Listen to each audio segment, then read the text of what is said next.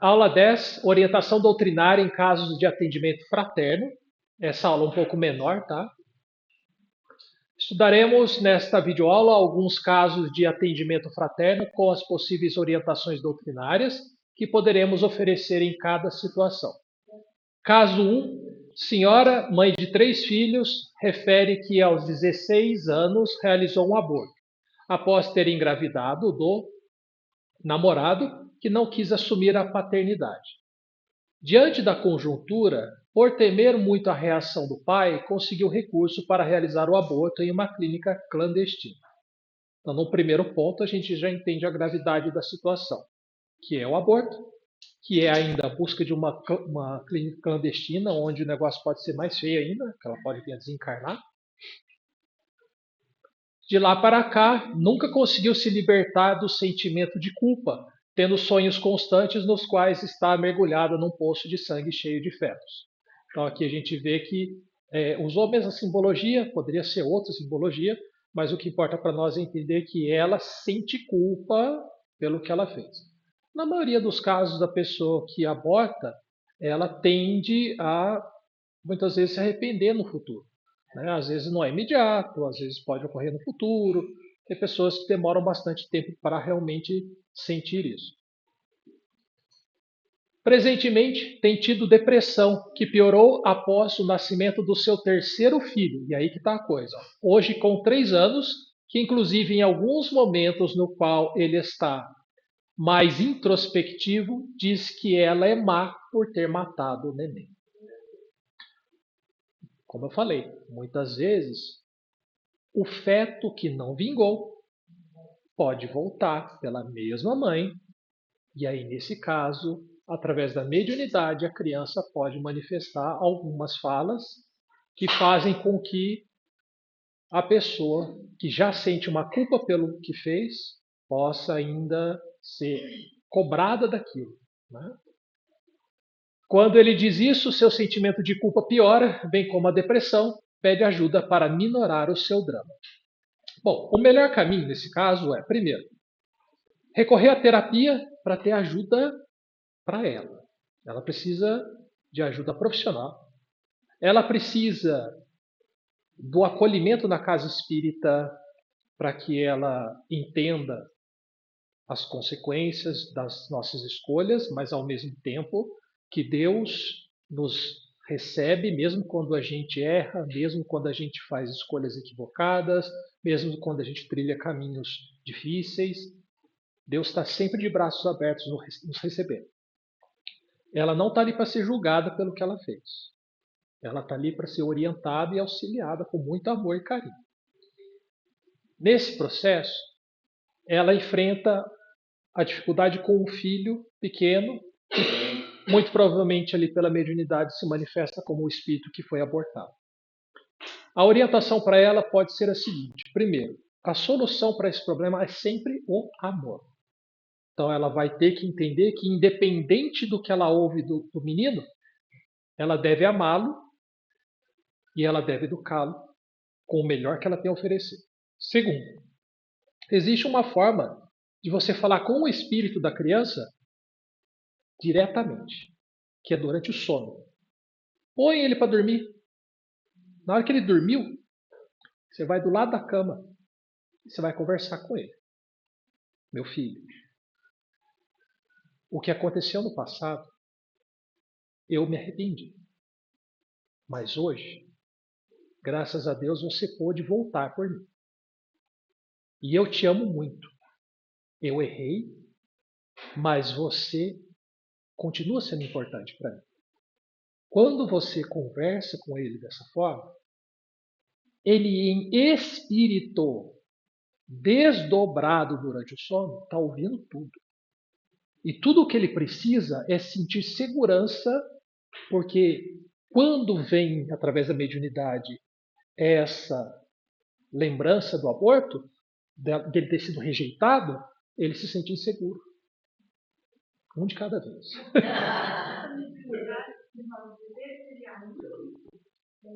Mediunidade e animismo são coisas diferentes.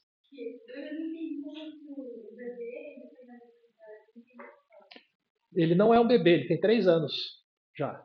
É uma criança já.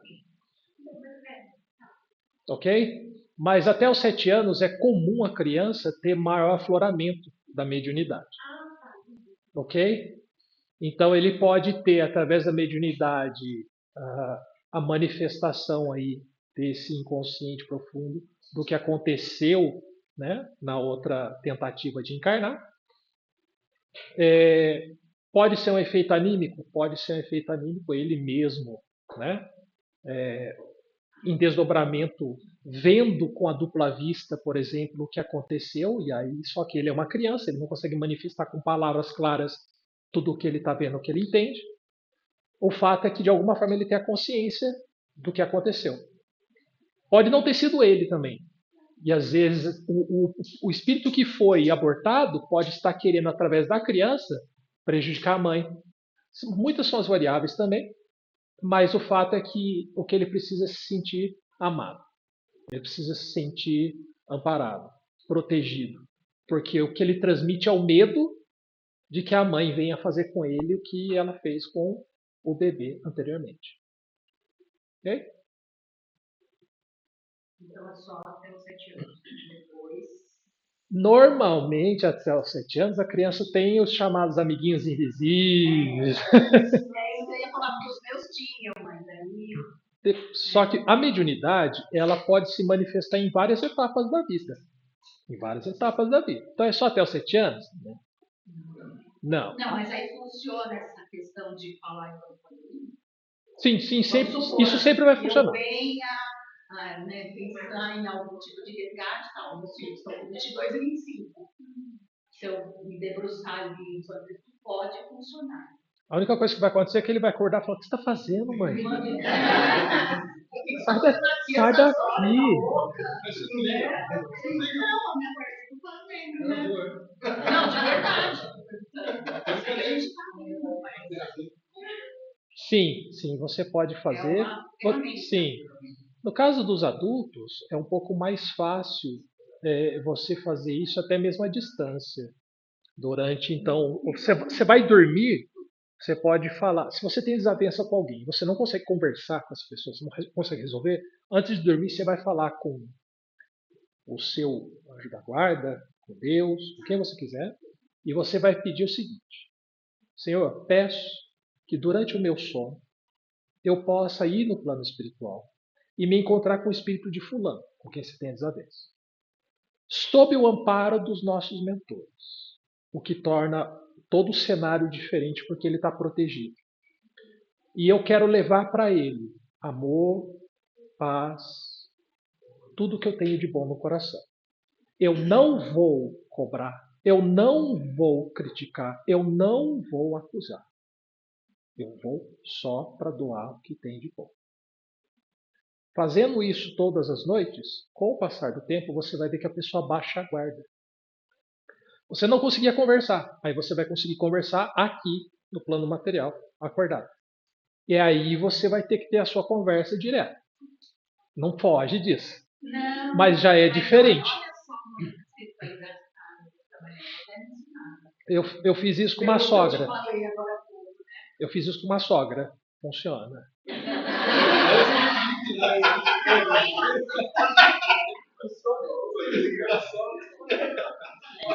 Funciona, tá?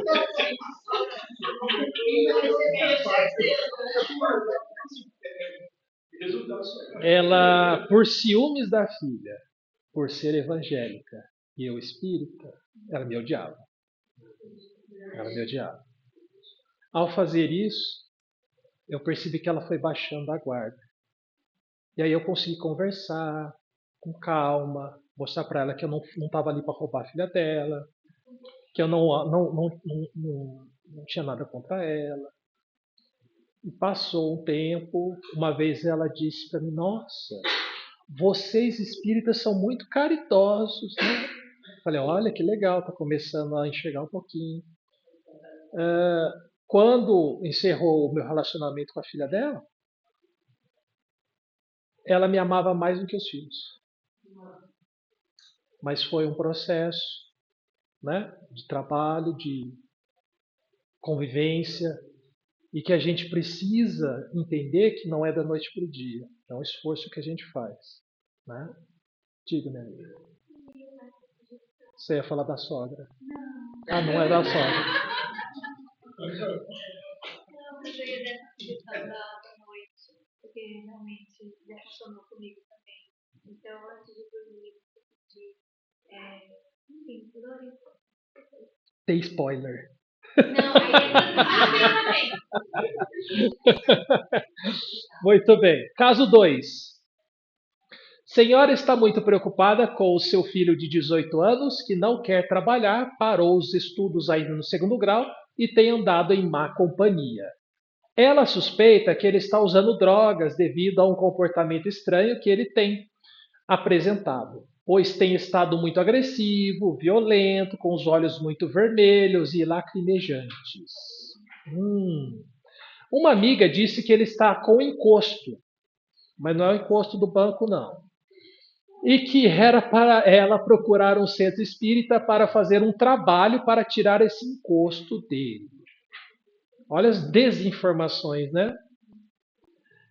Diz que está desesperada e não sabe mais o que fazer, pede ajuda em prantos. Então, o primeiro ponto, a questão do filho que quer parar o estudo.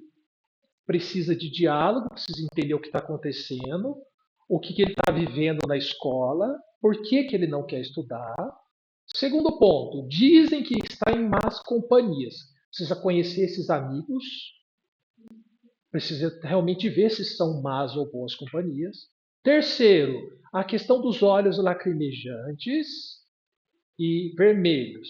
Precisa ver se não é uma enfermidade, porque às vezes o pré-julgamento vai colocar o garoto numa situação, né, muito difícil. Lógico, se o médico falar, olha, não é um problema físico, é um problema de uso de entorpecentes, a história é diferente. Aí é buscar ajuda, né, para que ela possa tratar do caso. Quando entra a questão do encosto, gente, é uma palavra que não devemos usar de forma alguma, mas que não foi a atendente que usou, lógico, ela ouviu de uma amiga. Nós nunca devemos afirmar que a pessoa está com obsessor, ainda que a gente sabe que todo mundo tem o seu. Todo mundo carrega um amiguinho espiritual, porque as nossas sintonias oscilam muito ainda. Tem hora que a gente está de bom humor, tem hora que a gente está revoltado da vida, isso a gente vai oscilando. E essas companhias espirituais, elas estão passando perto, elas se juntam. Opa, também penso assim, também sinto assim. E a gente acaba tendo um certo companheiro ali. No que diz respeito a se ele usa drogas, se ele está com pensamentos de atitudes ruins, a chance dele atrair uma companhia espiritual é grande. Mas, nesse caso, qual o melhor caminho? Primeiro, a oração por ele. A oração é sempre a ferramenta para a gente pedir ajuda. Segundo, buscar orientação numa casa espírita, tanto no diálogo fraterno, quanto talvez numa consulta mediúnica, através dos grupos de desobsessão, de tratamento mediúnico, que possam até averiguar a situação e falar assim, olha, ele tem uma inclinação para isso, mas ele está sendo conduzido para isso, está sendo forçado a aceitar isso. Então, ali você vê que tem realmente um obsessor. Não, não é isso, é ele que quer. Então aí você vai ter que conversar com ele, é só você e ele que resolve. Né? Para tirar toda essa ideia. Mas nunca chegar também para o garoto e falar, nossa, esse é o espírito que está fazendo isso com você. Não é. Tá? E, por fim, trabalho no centro espírita. A ideia de trabalho vem de algumas outras religiões. No espiritismo, a gente não costuma falar que a gente faz um trabalho para tirar o espírito. A gente dialoga com ele, a gente conversa com ele. O espírito sou eu, é você. O espírito é um ser humano. Ele precisa de ajuda quando ele está em desequilíbrio. Ele precisa de amor, ele precisa de orientação. Né? Então não tem essa de trabalho. Trabalho está muito tempo de uma coisa unilateral, um diálogo, igual as pessoas. Exatamente. Né? Então, no caso do diálogo mediúnico, que é o curso que vem depois do curso de irradiação, é o trabalho que a gente faz de conversar com o nosso amigo espiritual e tentar orientá-lo, tentar auxiliá-lo, né? Se houver realmente um espírito obsessor, que nem sempre tem, tá, gente? Que eu falo para vocês que a gente tem companhias espirituais, que os espíritos eles estão em todos os lugares. Mas essa ideia de obsessão é um negócio muito forte. Porque a obsessão é você querer muito fazer uma coisa que prejudica você e os outros. É querer tanto que você não liga para os danos. Então é algo muito pesado. Ok? Caso 3. Um casal cuja loja no shopping da cidade foi à falência busca o atendimento fraterno com a informação de que a falência foi ocasionada devido a um trabalho de magia negra que fizeram com a finalidade de arruinar o empreendimento. Pedem orientações para desmanchar o trabalho que fizeram. De novo, dentro do Espiritismo não tem essa ideia do trabalho. As religiões como Umbanda, por exemplo, não fazem o mal. São religiões boas. Mas existem sim algumas crenças que acabam utilizando o conhecimento espiritual para tentar prejudicar o próximo. O que a gente precisa ter em mente é o seguinte: primeiro, a influenciação espiritual só atrapalha a vida de alguém quando a gente está totalmente desconectado do Criador, da proposta de evoluir, de fazer o bem. Então o problema é nosso. O problema está com a gente.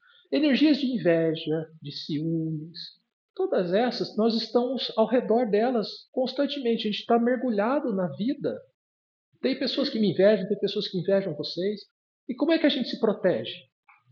Quanto mais bem você faz, quanto mais você ama, quanto mais você se esforça, você vai vendo que você vai se protegendo disso. Então, tem trabalho para desfazer isso? Sinceramente, coloca um evangelho no lar dentro do emprego, do trabalho. Uma vez um rapaz de uma concessionária aqui de Taubaté veio falar para mim: a minha equipe tá assim, tá acontecendo aquilo, a gente está perdido, que não dá certo, não sei o quê. Faz o evangelho no lar, lá no seu escritório. Ah, mas sozinho? Se você quiser convidar os funcionários, você pode convidar. Se eles não forem da mesma crença que você, não tem problema.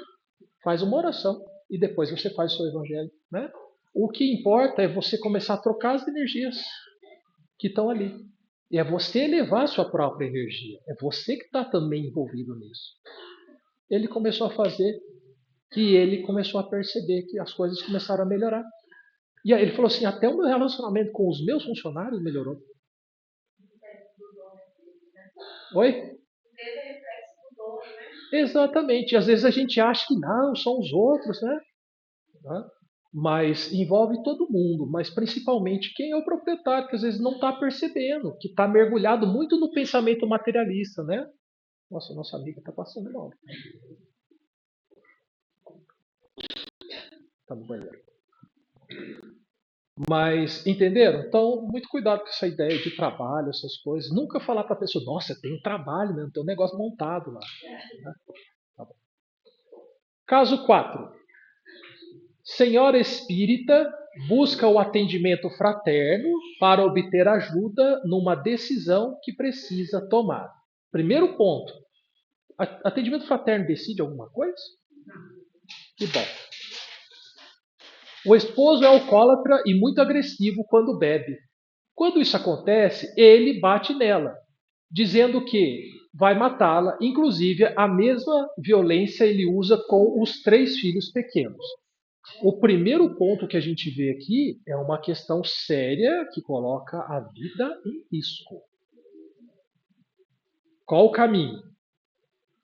Orientar a pessoa a acionar o meio judicial para ela se proteger, a polícia, e ela precisa refletir sobre o relacionamento que ela vivencia, que não está sendo saudável. Mas ela deve agir, não é você. Ela teme se separar, pois ainda não esgotou o karma conjugal, que ela tem obrigação de levar até o fim, mas teme pela sua vida e a vida dos filhos, bem como as dificuldades financeiras que passará junto com os filhos sem a ajuda do esposo. Ela pergunta ao atendente o que deve fazer. Gente, da onde que tem karma conjugal que você tem que ficar apanhando? Entende? Então, a gente não deve jamais colocar isso que eu casei com fulano, eu tenho que ficar com ele mesmo que ele bata. Não, senhor. A lei divina de união de dois corações é a lei de amor. O casamento instituído pela igreja que fala assim, unidos para sempre até a morte, é humano. O homem que criou essa ideia. Ah, é. Ah, é. Você não nasceu colado com ninguém, a não ser que você fosse siamês. Gêmeos siamês. Então, a união no relacionamento é de corações. E lembra que eu falei para vocês? O amor é um lacinho suave, que se você quiser desatar e deixar o outro ir, é fácil. O apego é que prende. Então não tem nada disso de a pessoa tem karma que tem que cumprir com fulano. Até porque, vamos pegar uma situação bem simples, ó. A pessoa fala assim, eu casei com fulano, aí ele teve um derrame, aí eu tenho que ficar cuidando dele, mas aí a família não ajuda, e ele não quer, e não sei o quê, e papapá, né? Aí você fala assim, eu faço de tudo, mas a pessoa não quer a minha presença, ela me manda embora. E eu sinto que eu tenho um karma, que eu tenho que ficar com ele, eu tenho que cuidar dele até o final. Gente, livre-arbítrio. Não quer. Respeita. Você se oferece para ajudar, você se oferece para ficar ao lado, você ama, mas você precisa respeitar também.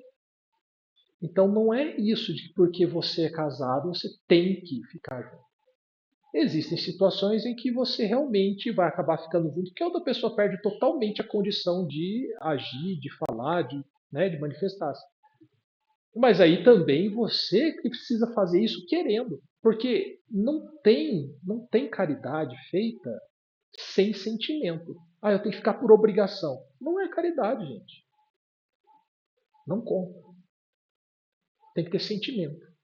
Você precisa querer ajudar o outro. Entenderam isso?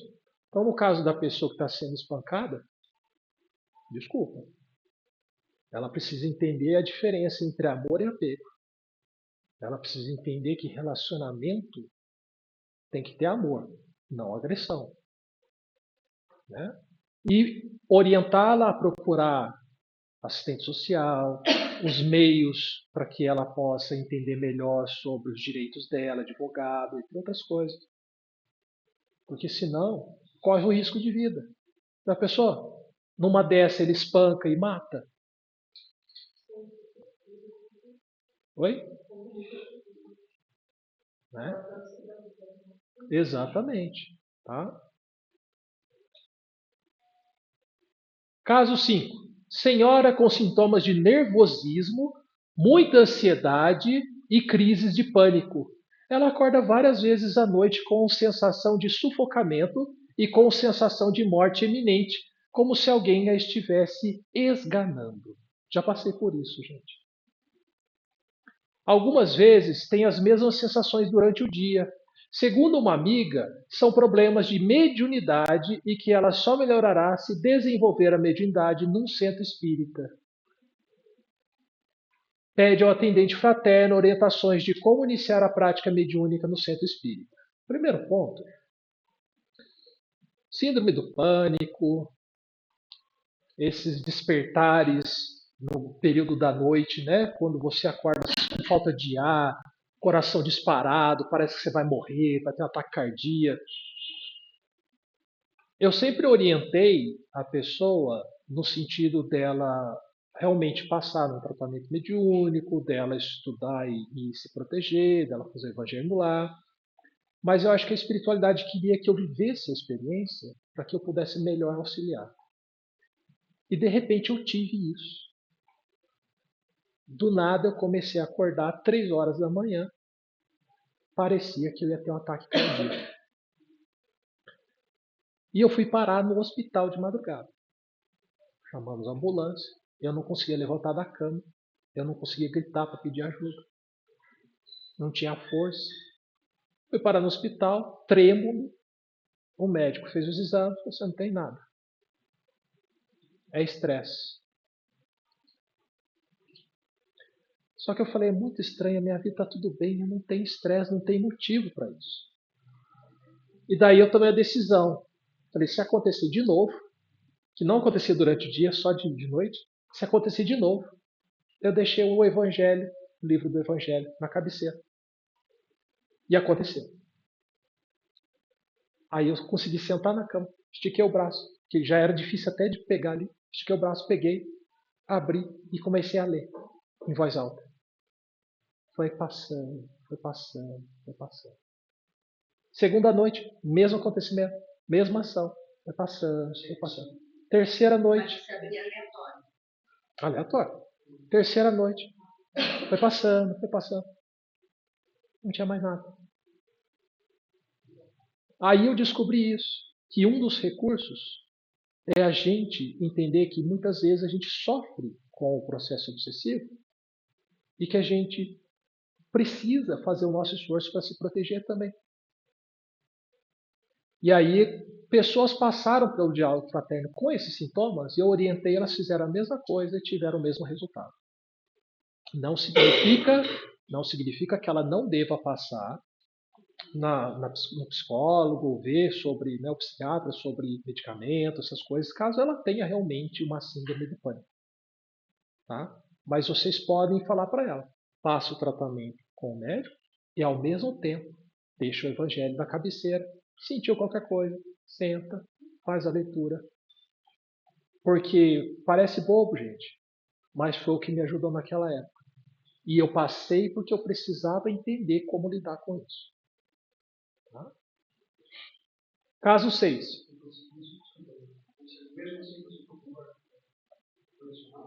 Foi porque eu não precisei, porque passou.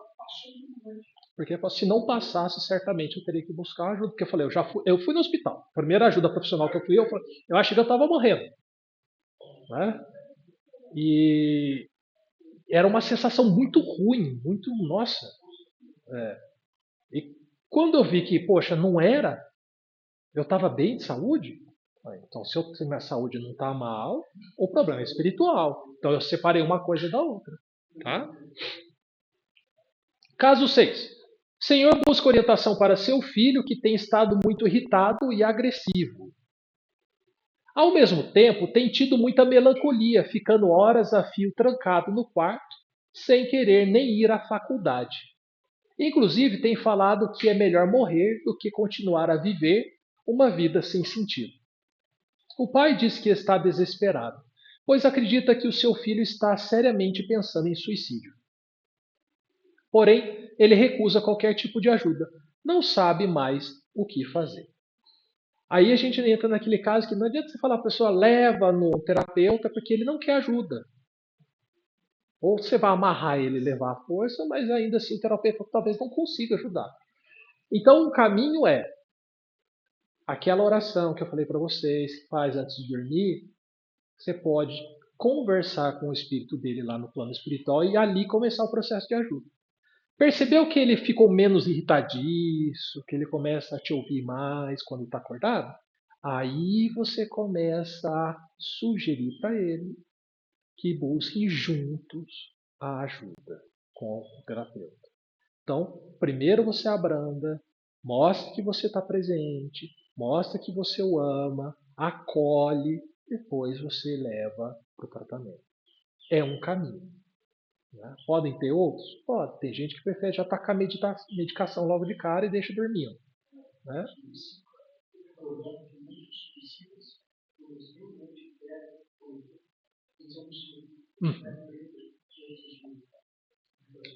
As pessoas, na maioria das vezes,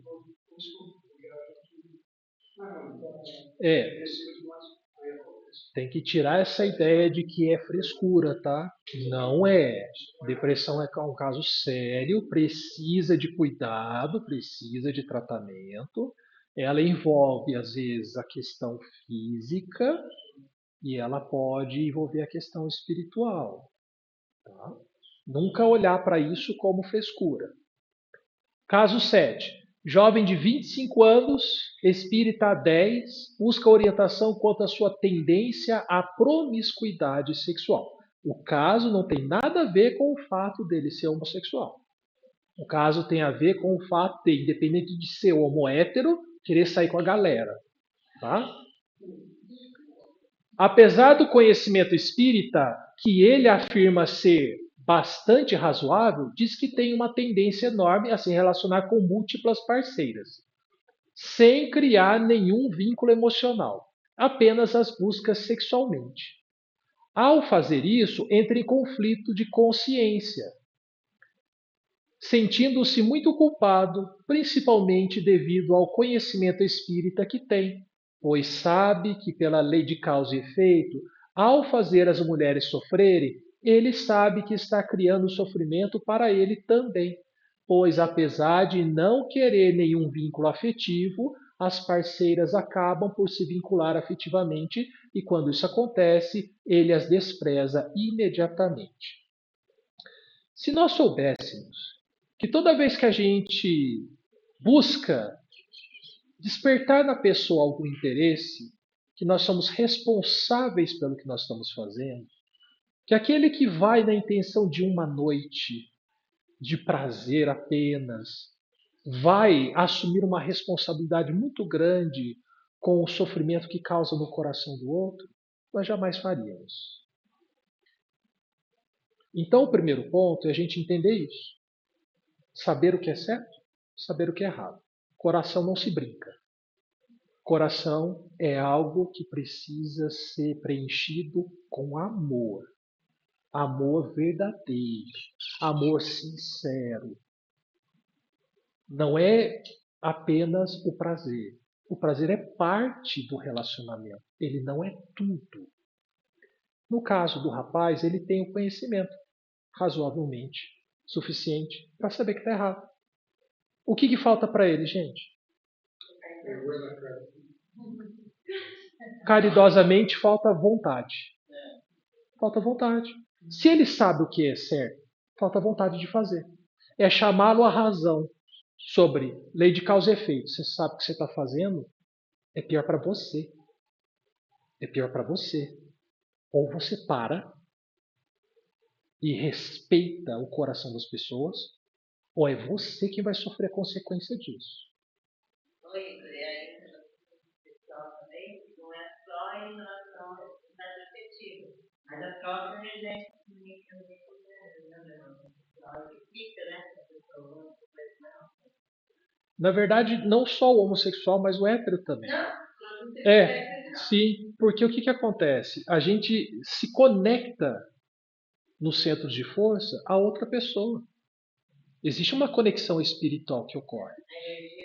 Essa conexão, você se alimenta da energia do outro e o outro da sua. E aí o que acontece? E aí você está se alimentando do quê?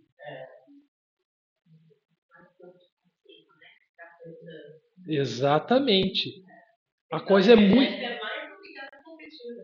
muito mais ampla do que a gente é capaz de perceber com os nossos humildes olhos terrenos. Então, a gente tem uma proteção muito grande que é esse corpo físico, que não deixa a gente ver, ouvir ou sentir muitas das energias desequilibradas que nós emanamos. Diga. Falando que numa relação nova, seja um casal, para dissipar essa energia que você tem lá, demora de 2 a 3 meses. 2 a 3 meses para você dissipar essa energia que é acumulada aqui no meio. Isso no relacionamento normal, 2 pessoas. Dizendo 2 mais 2 mais 2. Eu passei por uma situação, num relacionamento também, sou cheio de causas, né, gente? Em que, após a separação, a espiritualidade veio, no período da noite, fazer uma cirurgia de corte dessas linhas de força que estavam ligando o plexo solar ao plexo solar da outra pessoa. E aquilo, narrado pela médium, mostrava que eu me debatia, que eu sofria, e realmente eu sentia naquela semana essa região com um desequilíbrio, com uma energia, uma sensação ruim, alguma coisa diferente aqui, sabe? E depois que foi feito esse corte, essa separação, Eu não senti vontade de voltar atrás de procurar a pessoa, ao mesmo tempo eu senti que aqui foi normalizando. Mas a gente precisa entender o quanto isso pode afetar o nosso equilíbrio e até a nossa saúde. Tá? Relacionar-se não é brincadeira. Porque nós somos usinas de energia, gente. E dependendo do que a gente emana, vai fazer bem ou vai fazer mal. Tem alguns terapeutas por aí que eles oferecem o divórcio energético. Tem muito ali. É um negócio chamado terapia. Mas já não falar que tem duas coisas. Que pode ajudar com Eu não conheço para opinar sobre, né? Mas que, como eu disse, tem alguma certa lógica, tem. Eu não sei se nós encarnados conseguimos lidar com essas energias, né? Como eu disse, foi a espiritualidade que veio fazer essa operação. Mas não é algo fácil, porque para eu me debater é porque realmente ali estava amarrado.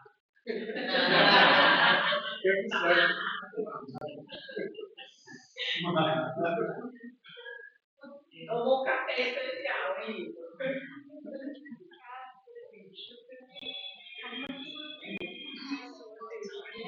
Espera só um pouquinho.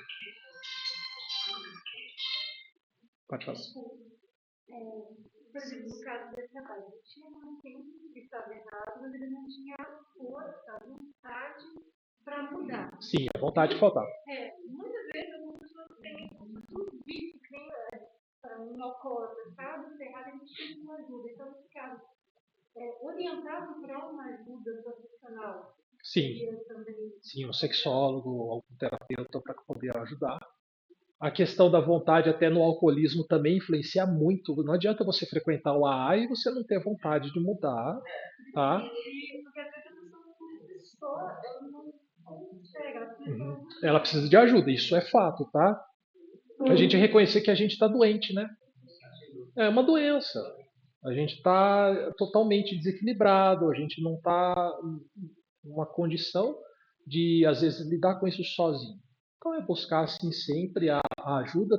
Quem está buscando a casa espírita já está buscando alguma ajuda, já deu um primeiro passo. Tem muita gente que faz e não, nem reconhece que está fazendo a coisa errada, né? Mas é sempre orientar e auxiliar dessa forma. Okay? Mais alguma dúvida? Não? Muito bem, então encerramos por hoje.